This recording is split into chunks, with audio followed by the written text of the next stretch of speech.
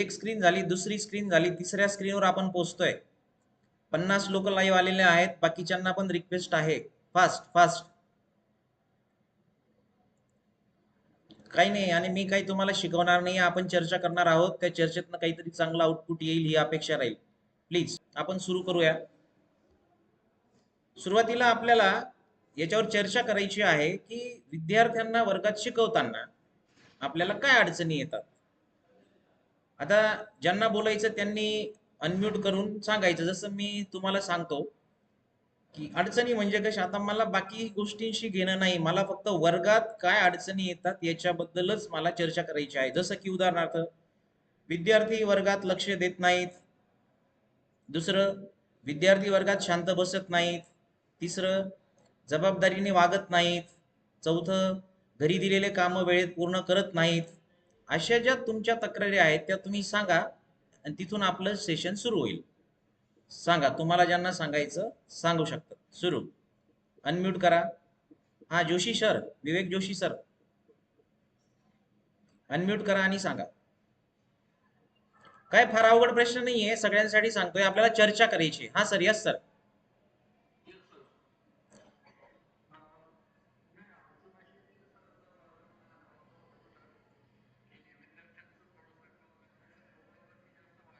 Perfect, बरोबर.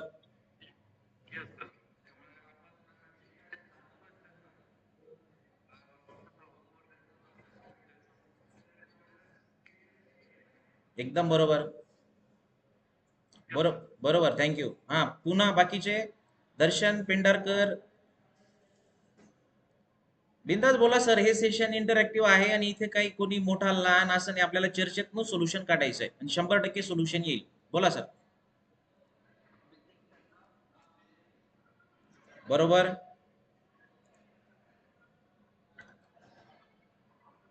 हा madam, Vrinda कोरहलकर madam.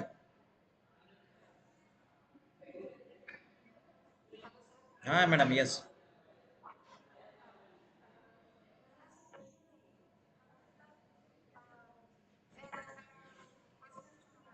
बरोबर.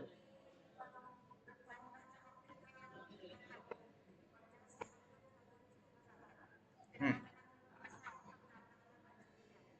बरोबर. बरोबर.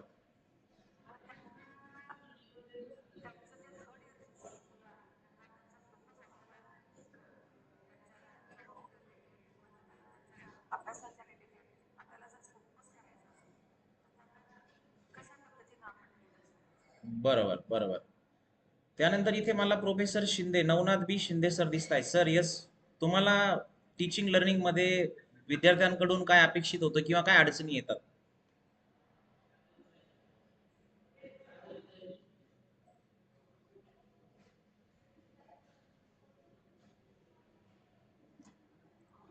हा, शिंदे सर, आवाज येतोय?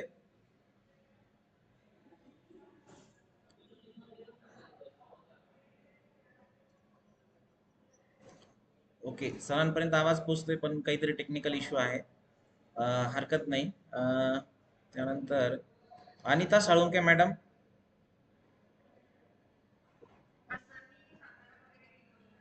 Yes ma'am.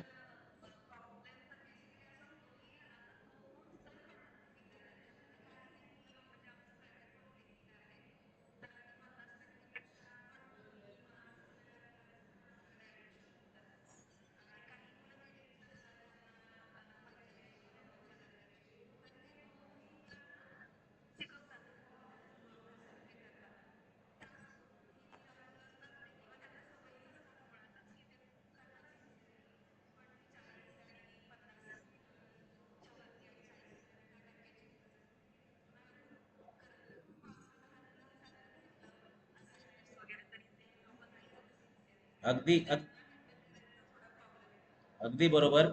कालच आमच्या माळी मॅडम आहेत मॅथ्सच्या, त्यांच्याबरोबर ही चर्चा झाली की आमचं पण प्रायव्हेट पॉलिटेक्निक आहे madam. Same problem also we are facing the same problem. आमच्याकडे काही ऍडमिशन हे 60%चे 55%चे आहेत आणि काही 92%चे आहेत. तर ते स्लो आणि फास्ट लर्नर मध्ये इतकं मोठी दरी आहे की ते मॅचच होत नाही. तर ही पण एक अडचण आहे.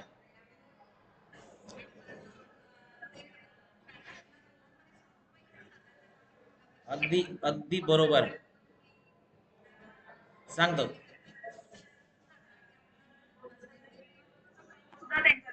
होत नाही. बरोबर बरोबर बरोबर.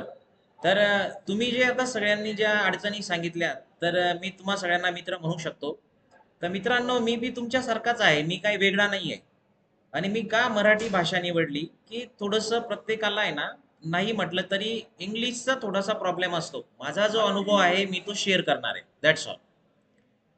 आता बघा, माझी सवय काय आहे ते तुम्हाला सांगतो.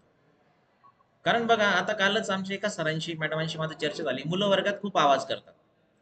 तर त्याच्यावर सोल्युशन काय, की मी जेव्हा पहिलं लेक्चर घेतो कुठल्याही सेमिस्टरला कुठल्याही वर्गात, तर पहिल्याच दिवशी मी काही नियम सांगून देतो. कसं, विद्यार्थ्यांना मी आधी विश्वासात घेतो. जसं फर्स्ट इयरला मी शिकवतो, मी इंजिनिअरिंग ग्राफिक्स हा विषय आता फर्स्ट इयरला घेतोय. पहिल्याच दिवशी विद्यार्थ्यांना सांगितलं, तुम्ही 10वी झालात, तुम्ही आता एक जबाबदारी इंजिनियर होणार आहात, तुम्ही जबाबदारीने वागायचं आहे, आपल्याला इथे काही चांगलं क्रिएटिव्ह काम करायचं वगैरे वगैरे, असं विश्वासात घेतलं. दुसरं, विद्यार्थी तुम्ही चांगले आहात हे विद्यार्थ्यांना आपल्याला पटवून द्यावं लागेल.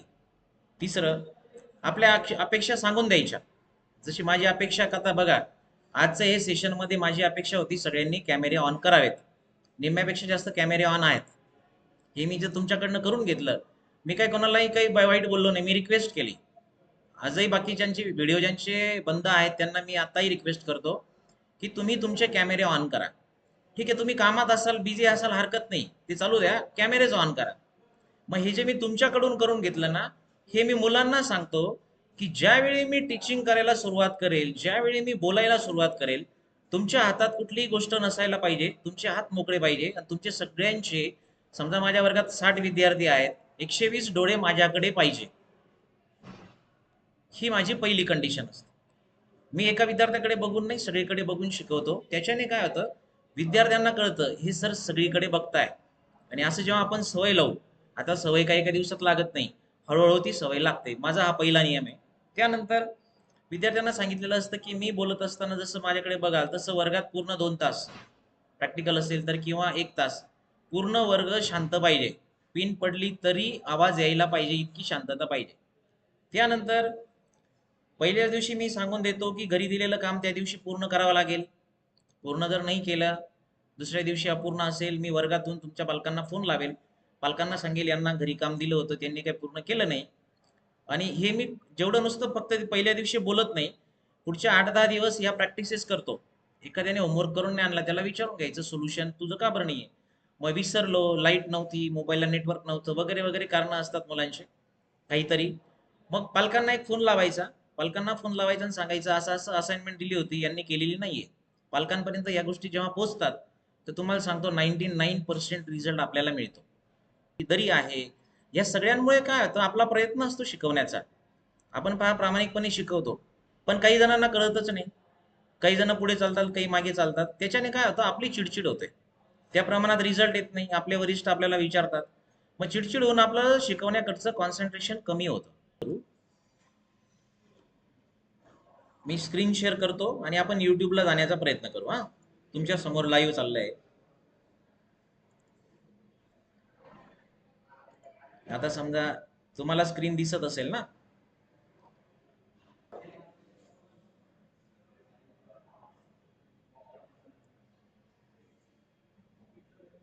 जसं आपण युट्यूबला आलो, की आपल्या समोर एवढं सगळं हे दिसत असतं.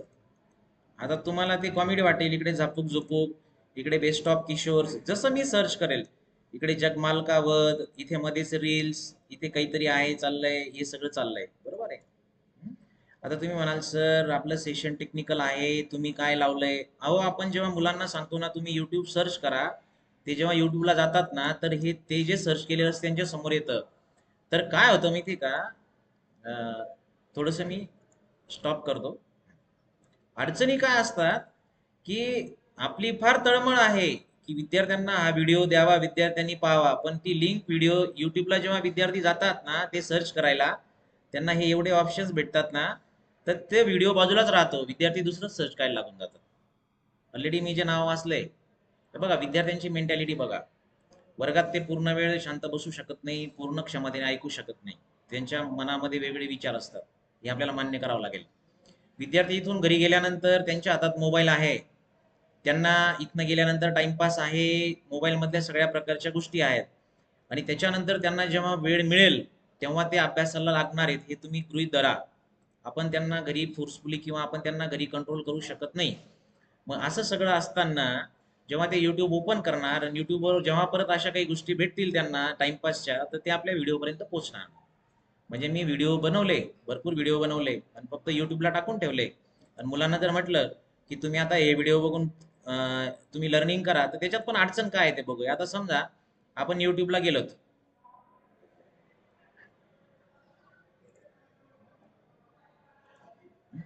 तुम्हाला लाईव्ह दाखवतो. आपण युट्यूबला गेलो आणि आता माझे व्हिडिओज असतात ना, तर त्याचं हे नाव आहे, हे बघा, videos by doctor G D Shinde या नावाने जर ही मी नाव दिलं मुलांना, तर या नावाने जर सर्च केलं तर मी जे व्हिडिओ बनवलेले आहेत ते व्हिडिओज त्यांना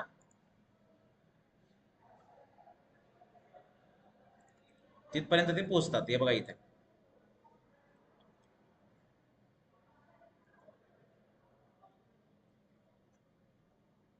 पण आता इथे परत एक अडचण काय येते, की हे जे व्हिडिओज आहेत ना, हे मला जी सिक्वेन्स पाहिजे त्या सिक्वेन्सचे नाही आहेत.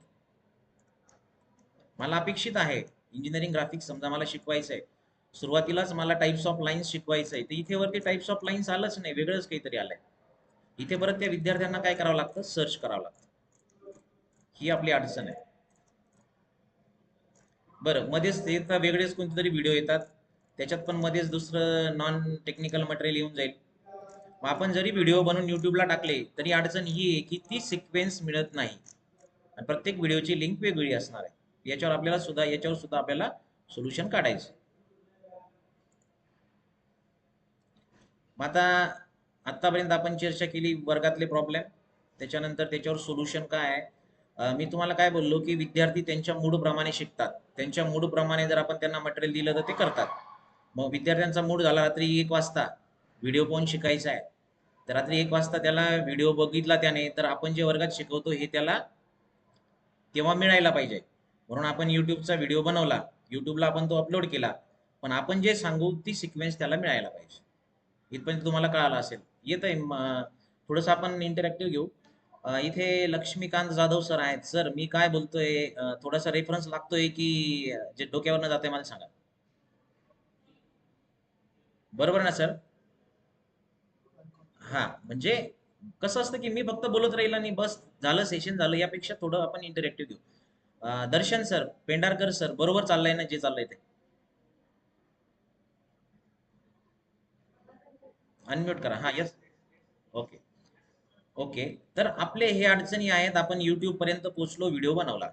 आता YouTubeचा व्हिडिओ बनवायचा कसा हे बी तुम्हाला थोडं सांगतो मी. कारण आता मी सगळ्यांचे असतील असं गृहीत धरू, पण समजा कोणाचे नसतील, त्यांना YouTubeचा व्हिडिओ बनवायचा. आता मी तुम्हाला मी कसा व्हिडिओ बनवतो हे दाखवतो. समजा AutoCAD मध्ये आपण आलं आणि मला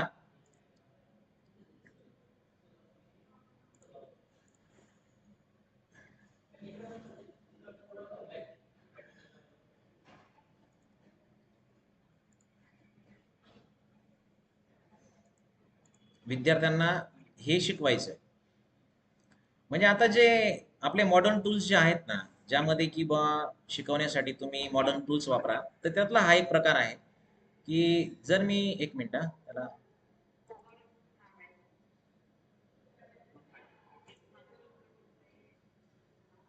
मॅडम ते आवाज येतोय कुणाच तरी, म्यूट करा.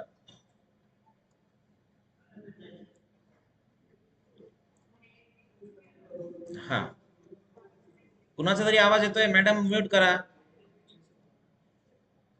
हा, मला शिकवायचं विद्यार्थ्यांना, कोण शिकवायचं आहे तर कोण त्यांना इमॅजिन नाही होणार.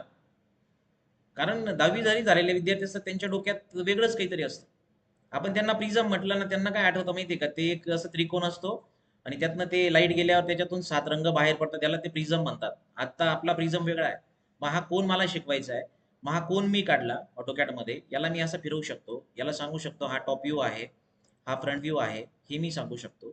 किंवा इथे जर आता हे मॉडेल घेतलं मी, हे कारचं मॉडेल आहे आणि साधं आहे, मला सांगायचंय की हे समोरून कसं दिसतं, साईडने कसं दिसतं आणि वरून कसं दिसतं हे तुम्हाला ओळखायचं आहे. त्यांना फक्त असं मॉडेल काढून दिलं की त्यांना जर सांगितलं तर ते काय करतात, जसं दिसतंय असं 30 डिग्री मध्ये लाईनी काढून ठेवतात. मग त्यांना जेव्हा आपण सांगतो की हे असं केल्यानंतर हा समोरून दिसतोय, याला म्हणतात फ्रंट व्ह्यू. आता हे पूर्ण वर्गामध्ये स्क्रीनवर सारखंच दिसतं. ऑटोकॅड यूज करण्याचा ऍडव्हान्टेज काय आहे की मी पूर्वी वुडन मॉडेल यूज करायचो. तर वुडन मॉडेल समजा मी समोर धरलं, माझ्या समोर जे विद्यार्थी बसायचे त्यांना हा फ्रंट व्ह्यू दिसायचा, पण माझ्या डाव्या बाजूला जे विद्यार्थी असायचे त्यांना साईड व्ह्यू दिसायचा. या ऑटोकॅडची स्क्रीन आपण जेव्हा एलसीडी प्रोजेक्टरवरनं शेअर करतो तेव्हा हा सेम व्ह्यू पूर्ण वर्गाला दिसतो. मग हा झाला फ्रंट व्ह्यू. समजा मला शिकवायचं आहे की हा साईड व्ह्यू, हा झाला साईड व्ह्यू. समजा मला शिकवायचं आहे टॉप व्ह्यू, हे असं जर केलं, त्यांना सांगायचं एक तर याच्या समोरून वरती जा किंवा हा असा करा, हा झाला टॉप व्ह्यू. तर हे टूल्स जर आपण वापरले तर त्यांना फास्ट समजतं. दुसरी गोष्ट, विद्यार्थ्यांना वर्गामध्ये बोर होत नाही. 6 तास आपण लेक्चर घेऊ शकतो. हे मी फक्त बोलत नाहीये, मी कुठल्याही वर्गात कुठल्याही कॉलेजला इंजिनिअरिंग ग्राफिक्सचं 6 तास नॉनस्टॉप लेक्चर घेऊ शकतो. याचा अर्थ मला हे नाही सांगायचं, परत एकदा सांगतो, मी फार भारी. हे टूल्स वापरल्याने या सगळ्या गोष्टी होतात. आता प्रश्न आला, तर व्हिडिओ रेकॉर्ड करायचा आहे. आता मला हे सांगायचं आहे कोनिक सेक्शन्स काय असतात. मी ही डायग्राम पूर्ण काढू नाही शकत सांगता सांगता. जसं आपण काय करतो, फळ्यावर एक कोन काढतो, म्हणजे आयसोसेलस ट्रायंगल काढला, त्याच्यात वेगवेगळे कटिंग प्लेन्स टाकले आणि हे कटिंग प्लेन्स, आवाज येतोय माझा? हा, ओके ओके. मग समजा मला कटिंग प्लेस टाकायचे, तर मग मी एवढी फिगर आता लगेच ऑटो वर काढायला बसलो ना तर मला वेळ लागेल. वर्गामध्ये आपण खडू असल्यामुळे फास्ट काढू शकतो. मग आता मला व्हिडिओ रेकॉर्ड करायचा आहे, तर मी काय करेल बघा. मी आता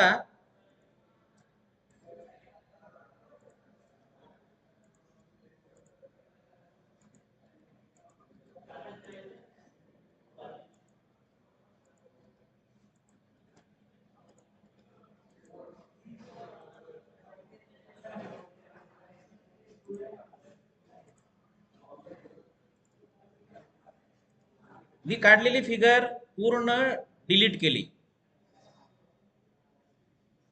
झालं.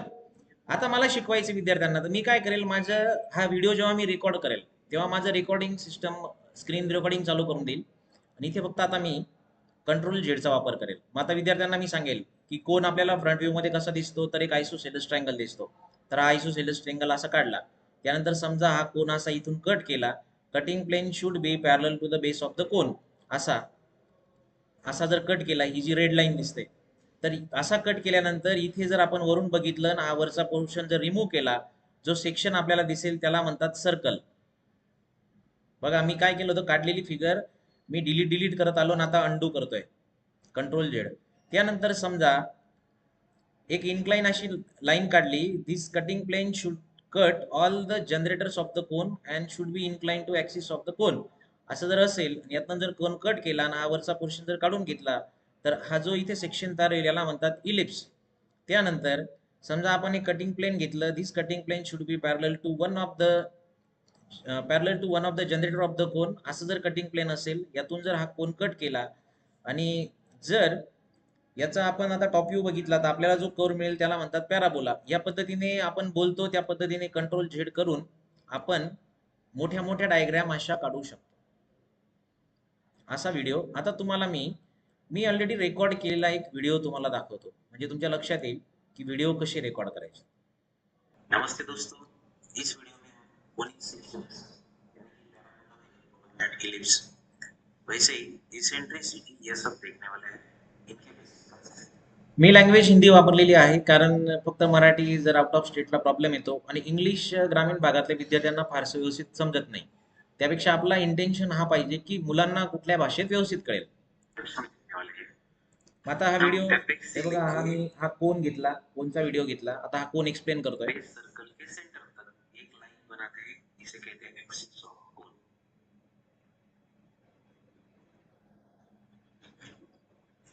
यहाँ जो ढेर सारी lines from apex to circle, ये देखिए, ये सभी लाइंस को जनरेटर्स ऑफ कोन कहा जाता है. Infinite number of lines. आता आपल्याला वेळ नाहीये, मी पुढे पुढे हा व्हिडिओ पळवतो. मग मी आधी काय केलं, मॉडेल घेतलं, ते मॉडेल पूर्ण एक्सप्लेन केलं, टॉपमध्ये फ्रंटमध्ये कसं दिसेल ते सांगितलं. त्यानंतर याला कटिंग करू.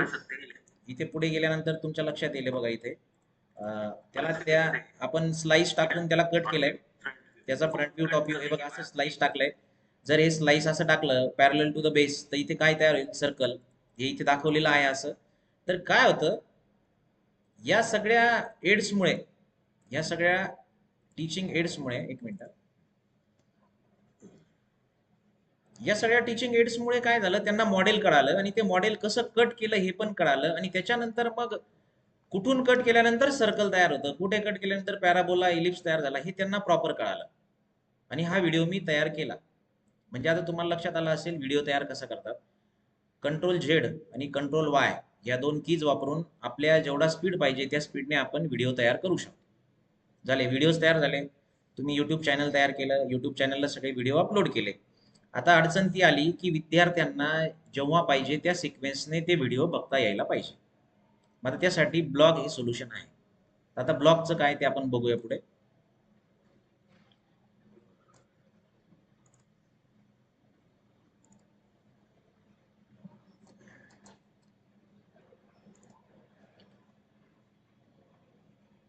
मग मी काय केलं, माझा एक ब्लॉग बनवला.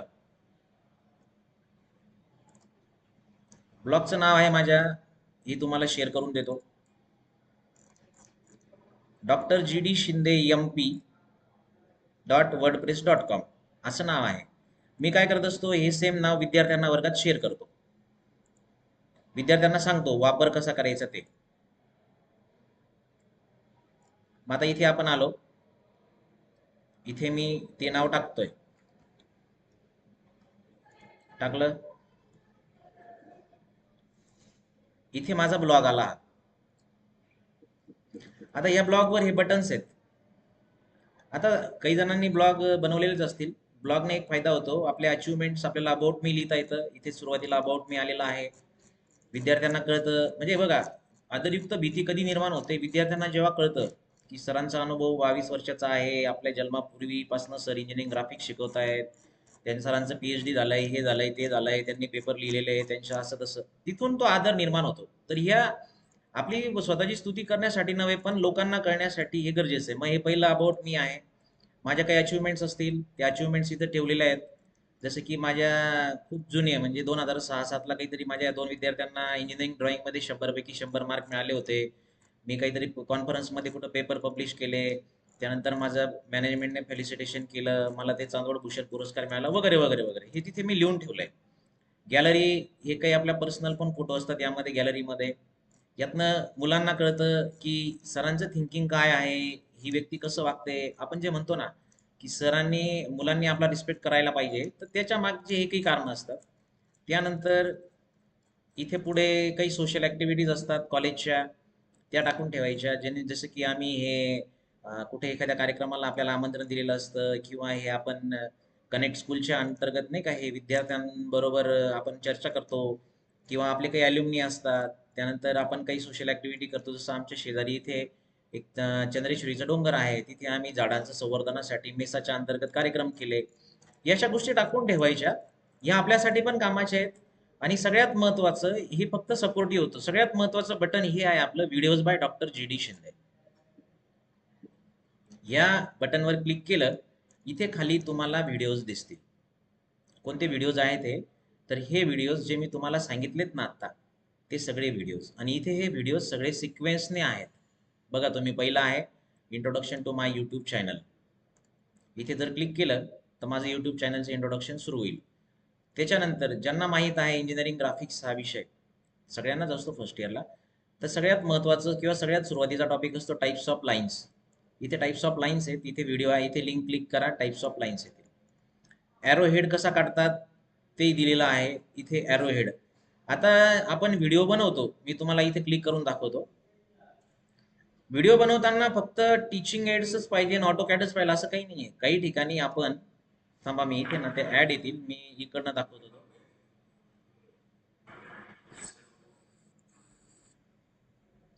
इकडून दाखवतो तुम्हाला. इथे पण आहेत ते, हे बघा, इथे ॲरो हेडचा व्हिडिओ असेल. ही जी सिक्वेन्स आहे ही सेम सिक्वेन्स तुम्हाला तिकडे पण बघायला मिळेल. इथे एरोहेडचा हा व्हिडिओ आहे. या व्हिडिओमध्ये मी एरोहेड कसा असतो तो शिकवलाय. त्याच्यानंतर काढतात कसं हे पण दाखवलेलं आहे.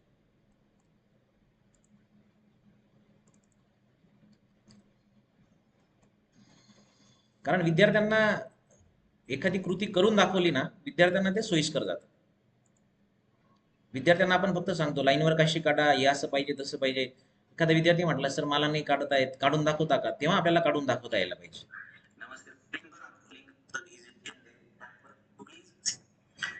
कैसे होनी चाहिए यह इस वीडियो में देखने वाले हैं. आपके सामने स्क्रीन पे एक फिगर आपको दिखाई दे रही है. ये सब फिगर के डायमेंशंस हैं.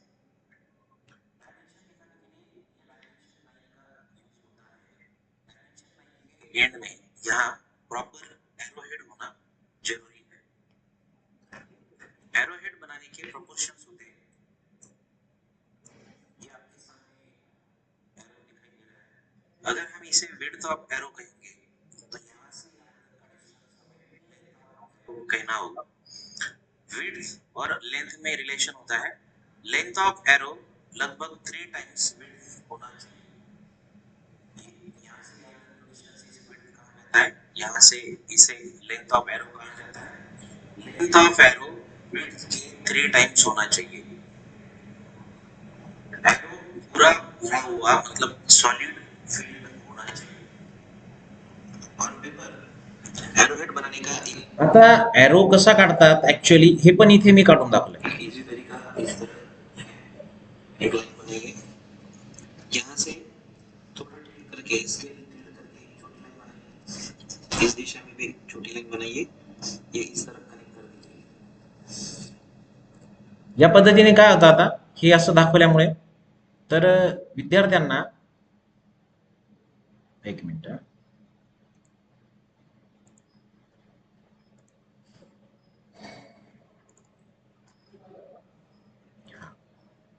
तर यामुळे काय झालं विद्यार्थ्यांना कळालं एरो हेड कसा काढतात. त्यांना पण अशी प्रॅक्टिस जर दिली असंच आपल्याला फळ्यावर त्यांना thick line thin line dotted line centre line काढून दाखवली विद्यार्थ्यांना कळतं सरांना काय अपेक्षा.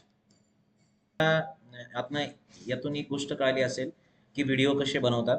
मग त्यानंतर ब्लॉगवर ते व्हिडिओ आता ही जी सिक्वेन्स आहे मी बनवलेले जे व्हिडिओ आहे ते या व्हिडिओची सिक्वेन्स मध्ये केलेत. आता ही सिक्वेन्स कोणती आहे आपला जो करिक्युलम असतं करिक्युलम मध्ये जे कंटेंट आहेत ज्यांना ग्राफिक्स माहित असेल त्यांना माहिती आहे की सुरुवातीला आपण टाइप्स ऑफ लाईन्स घेतो एरोहेड घेतो रूल्स ऑफ डायमेन्शनिंग घेतो. मग हे कन्व्हेन्शनल सॉरी जॉमेट्रिकल कन्स्ट्रक्शन्स आहेत.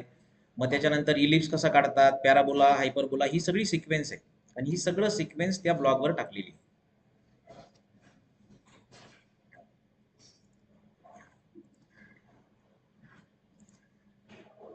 या ब्लॉगवर तीच सिक्वेन्स टाकलेली. आता याच्यातनं काय होतं मुलं ह्या ब्लॉग पर्यंत पोहोचलेत ना की एक मिनिट त्यांना ही सिक्वेन्स मिळेल जी सिक्वेन्स आपल्याला अपेक्षित आहे आणि त्यांना मग हे सर्च करायला सोपं होतं. विद्यार्थ्यांना सोपं होतं आपल्याला पण ते मांडायला सोपं होतं. या पद्धतीने मी ते व्हिडिओज इथे पेस्ट करून ठेवलेले आहेत म्हणजे त्या लिंक्स. या पद्धतीने इंजिनिअरिंग ग्राफिक्स असेल इंजिनिअरिंग ग्राफिक्स नंतर इंजिनिअरिंग ड्रॉइंग आहे त्याच्यानंतर मेकॅनिकल वर्किंग ड्रॉइंग आहे मशीन डिझाईन आहे. असे जे जे व्हिडिओज आहेत जे अजून काही तयार करणं बाकी आहे ते सगळे व्हिडिओ इथे टाकलेले आहेत. या पद्धतीने आता याचा परिणाम सांगतो तुम्हाला.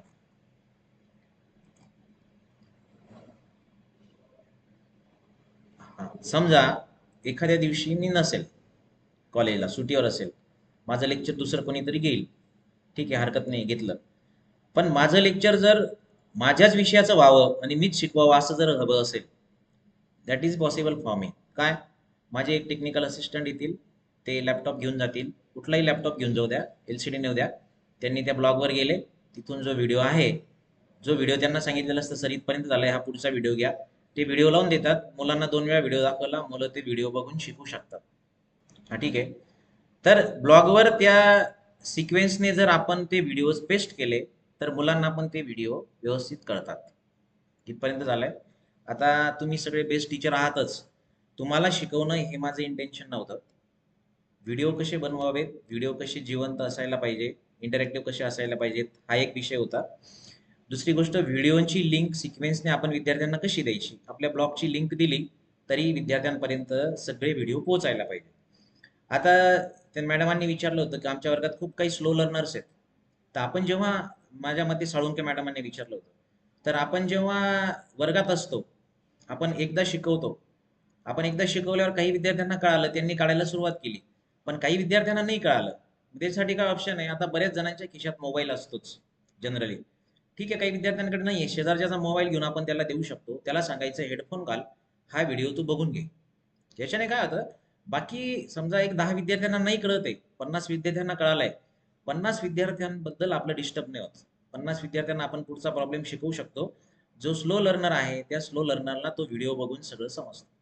हे मी प्रॅक्टिस करतो वर्गामध्ये, कारण वर्गात स्लो लर्नर्स आहेत हे मान्य करावं लागेल. सगळ्या एका तराजूत किंवा एका चष्म्यातनं सगळ्यांना बघून नाही चालणार. त्यामुळे आपल्याला ही ही पद्धत जेव्हा मी अवलंबली, तर प्रत्येक विद्यार्थ्याला at the end of day, म्हणजे रात्री झोपेपर्यंत त्याला ते जी गोष्ट मला शिकवायची ही समजलेली असते. त्याला वर्गात नाही समजली, तो घरी जाऊन व्हिडिओ बघतो, तो व्हिडिओ बघतो, तो काढतो. त्याला जर सांगितलं आता तुला पनिशमेंट, याच्या पुढचा पण व्हिडिओ तू बघ आणि तो पण वहीत सॉल्व्ह कर, तो न शिकवलेली गोष्ट सुद्धा घरून सॉल्व्ह करून घेऊन येतो. कोण? Slow learner. तर या पद्धतीने जेव्हा एखाद्याने मला चॅलेंज केलं की तुम्ही आठवडाभरामध्ये तुमचा सिलेबस संपवा, आपण आठवड्याभरात सिलेबस संपवू शकतो. एखाद्याने चॅलेंज केलं, आम्हाला 10 वेळा शिकवून पण नाही कळते, तिथे पण आपल्याकडे सोल्युशन आहे. एखाद्याने चॅलेंज केलं, तुम्ही कॉलेजला नव्हते म्हणून विद्यार्थ्यांचं नुकसान झालं, आपण त्याला उत्तर देऊ शकतो, मी जेव्हा नव्हतो तेव्हा सुद्धा मला जे शिकवायचं होतं ते शिकवलं गेलंय. तर ह्या सगळ्या गोष्टींचे हे फायदे आहेत. तर आता याच्याबद्दल, याच्यानंतर पण एक छोटंसं 10 मिनिटाचं आपल्याला घ्यायचं आहे, ते नॉन टेक्निकल असणार आहे. तर याच्याबद्दल तुमचे मतं काय आहेत? जे मी तुम्हाला सांगितलं, तर थोडंसं बोललं तर मला बरं वाटेल. बरं वाटेल म्हणजे माझ्या चांगल्यासाठी नका बोलू, काही सजेशन्स असतील तर सांगा. आता इथे विनायक विलासराव पाटील सर दिसत आहेत. Patil sir, new polytechnic Kolhapur. Yes sir. हां येस सर. हां येस सर, बोला. येतोय येतोय आवाज.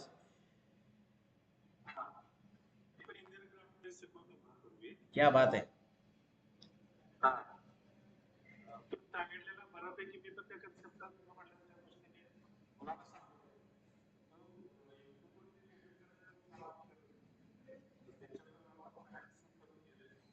बरोबर.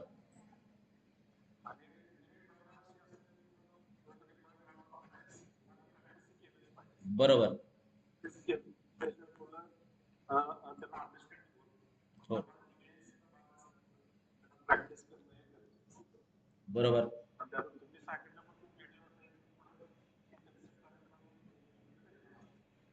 क्या बात आहे. Thank you sir. Yes sir, thank you. Poonam Jagtap madam.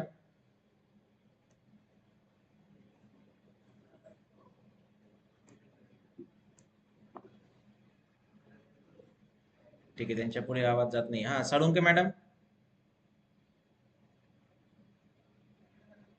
Madam unmute, unmute करा मॅडम, अनम्यूट अनम्यूट करा.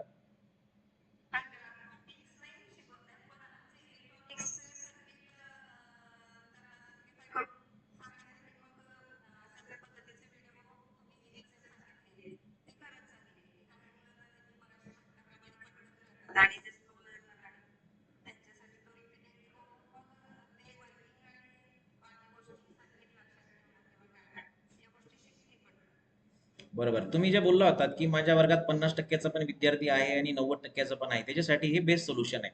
कारण या गोष्टींनी मी पण वैतागलो होतो की काही पोरांना एक किंवा दोन प्रयत्नात कळतच नाहीये. त्यामुळे त्यांना ही पद्धत देणंच गरजेचं आहे. हा. बरोबर. महेश काळे सर.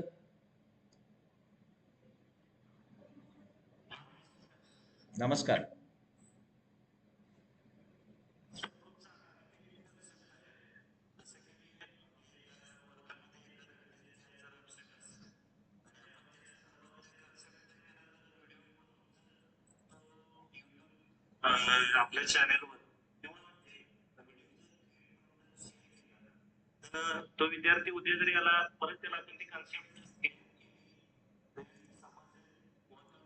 परत परत त्यांना त्याचं जे काही नॉलेज असेल किंवा त्या कन्सेप्ट ज्या आहेत त्या पॉईंट संदर्भात हे देखील व्यवस्थित बरोबर.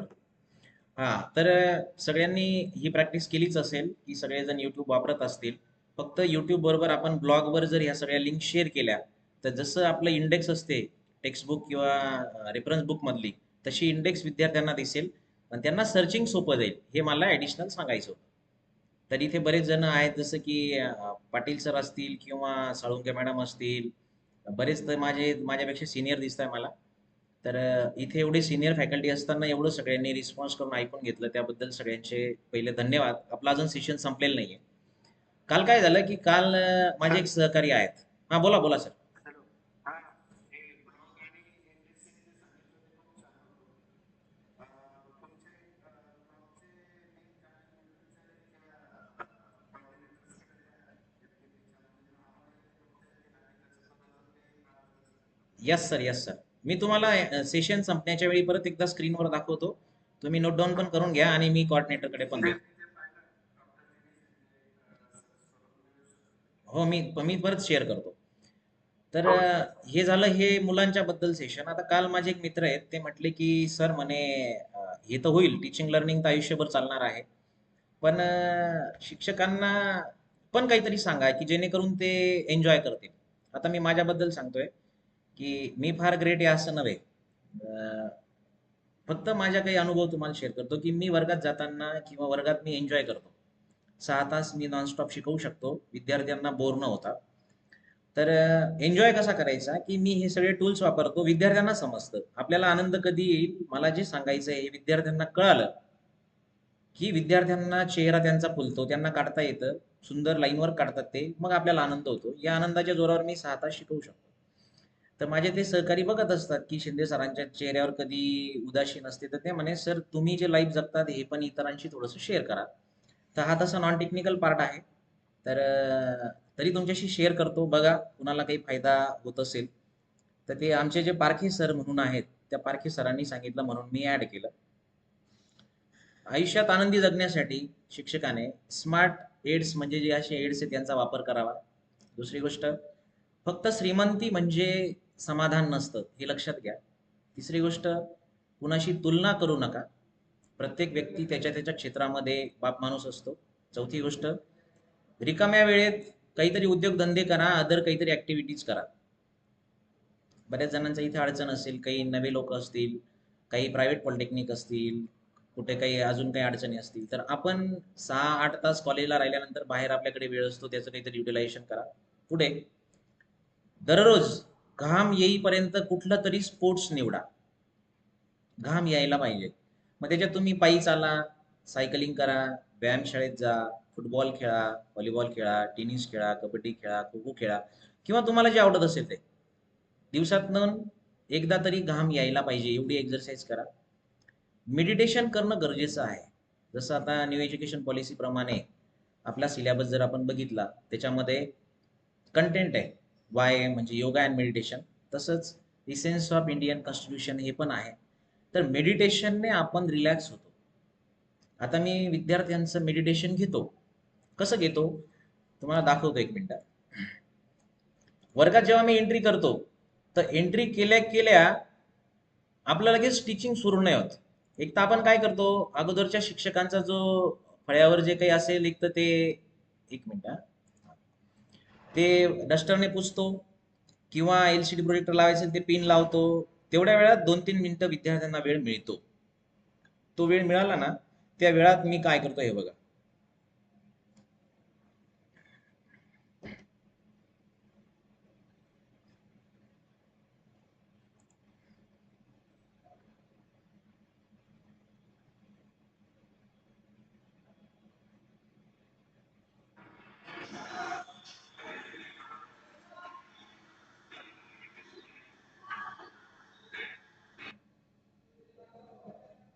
हा विद्यार्थ्यांचा व्हिडिओ होता. तर काय केलं मी, फक्त त्यांना सांगितलं, मी आलो, वर्गात एंट्री केली, जोपर्यंत मी बोलत नाही तोपर्यंत तुम्ही डोळे बंद ठेवायचे आणि श्वास मोजायचे, श्वास ब्रीदिंग काउंट करायची. तेवढ्या 2 मिनिटं जरी त्यांना बसवलं ना, त्यांचं मन शांत होतं आणि त्याच्यानंतर मी जे शिकवतो हे त्यांना व्यवस्थित कळतं.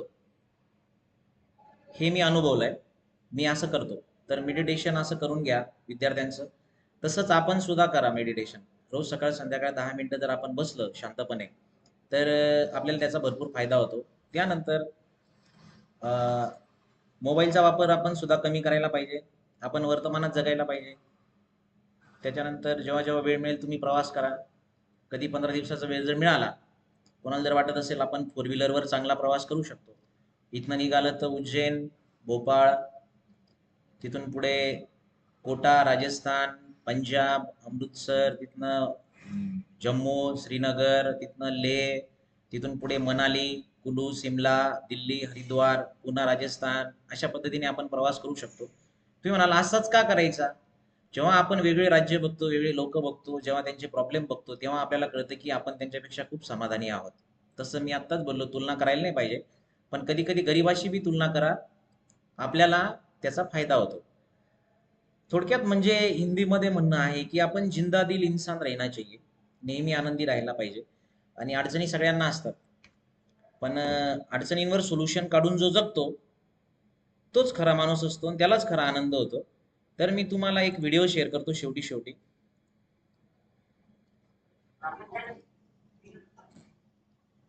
आता तो व्हिडिओ तुम्हाला कसा दिसेल, कारण ऑलरेडी तो थोडा ब्लर होता. कसा कसा दिसेल बघूया जरा.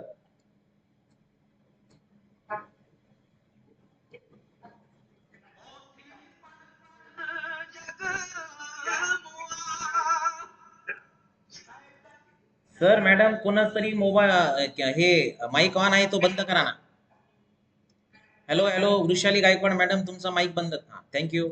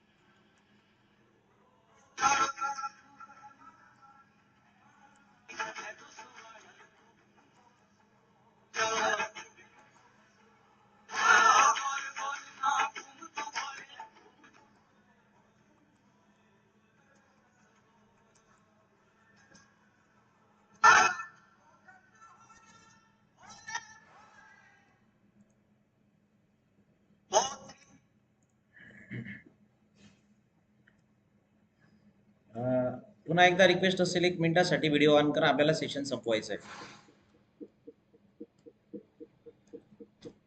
थँक्यू. व्हिडिओ दाखवण्याचं मागचं कारण हे होतं की तक्रारी सगळ्यांच्या असतात, अडचणी सगळ्यांना असतात. फक्त विद्यार्थ्यांना असतात असं नाही, आपल्याला सगळ्यांना अडचणी असतात.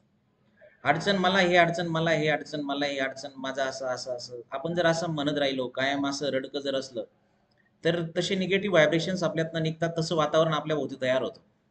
तर जे जाणकारांनी म्हणून ठेवलं आहे, ऑलवेज बी पॉझिटिव्ह, त्या पद्धतीने बी पॉझिटिव्ह राहण्यासाठी हा व्हिडिओ होता. अशा अधूनमधून विद्यार्थ्यांना व्हिडिओ दाखवायचे. विद्यार्थी आपल्याला तक्रार करत नाही, आमची बस बंद होती, आज पाऊस जास्त होता, तब्येत बरी नव्हती, माझ्याकडे रिसोर्सेस नव्हते, लाईट नव्हतं, स्केचबुक संपली, पेन संपलं. त्या अडचणी विद्यार्थी तक्रारी कमी करतात. त्या तक्रारी कमी झाल्या, अल्टिमेटली आपल्या गोलपर्यंत आपण पोहोचतो. आपण सर्वांवर खूप मोठी जबाबदारी आहे. उद्याचे जे भविष्य असेल, म्हणतात शास्त्रज्ञ हे फक्त नवीन गोष्ट शोधत नाही, ते फक्त आहे ती गोष्ट शोधतात, नवीन काही क्रिएट करत नाही. पण आपण सगळेजण इंजिनियर्स घडवतोय, आणि इंजिनियर्स हे देश घडवतील किंवा जग घडवतील, अशा लोकांना घडवण्याचं काम आपण करतोय. आपल्यावर फार मोठी जबाबदारी आहे. ती जबाबदारी आपण अजून चांगल्या पद्धतीने पार पाडावी, हसत खेळत पार पाडावी, यासाठी हा व्हिडिओ तुम्हाला दाखवला. माझ्यापेक्षा इथे निम्म्यापेक्षा जास्त लोक माझ्यापेक्षा वयाने जास्त असतील, त्यांनी सगळ्यांनी एवढ्या व्यवस्थितपणे व्हिडिओ ऐकून घेतला, सगळं ऐकून घेतलं. सगळ्यात महत्त्वाचं म्हणजे व्हिडिओज ऑन केले. सेशन